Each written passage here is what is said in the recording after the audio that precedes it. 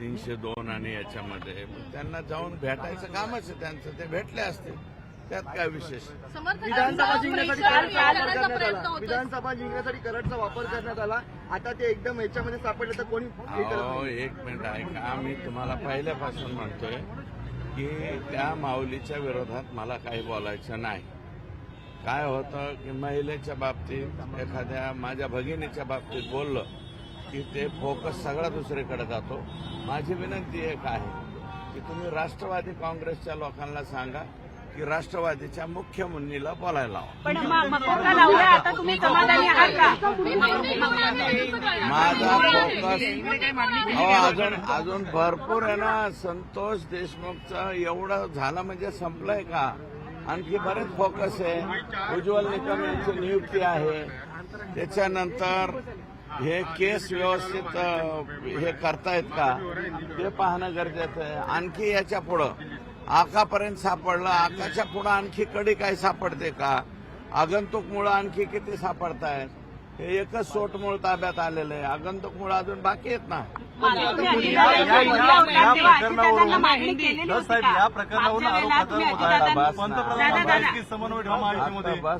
तुम्ही काल मागच्या वेळेला तुम्ही अजित पवारांना भेटला होता, तर तुम्ही त्यांना काही मागणी केलेली होती का? धनंजय मुंडेंवर कारवाई करावी? नाही. माझ्या मतदारसंघाचं काम होतं, माझ्या मतदारसंघाचं काम त्यांना मी सांगितलं.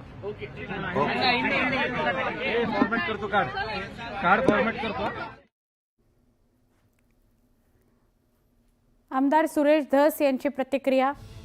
आता जरी ते मुंबईत असले आणि तिकडे बीडमध्ये सुनावणी सुरू आहे वाल्मिक कराड संदर्भात, या वाल्मिक कराड संदर्भात रान उठवलेलं होतं आणि त्यावर प्रतिक्रिया विचारली असता त्यांनी उत्तरं दिलेली आहे.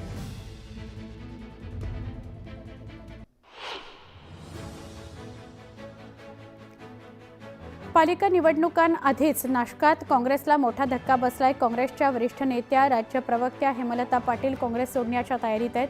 येत्या 2-3 दिवसात त्या पक्षाचा राजीनामा देणार आहेत असं कळतंय.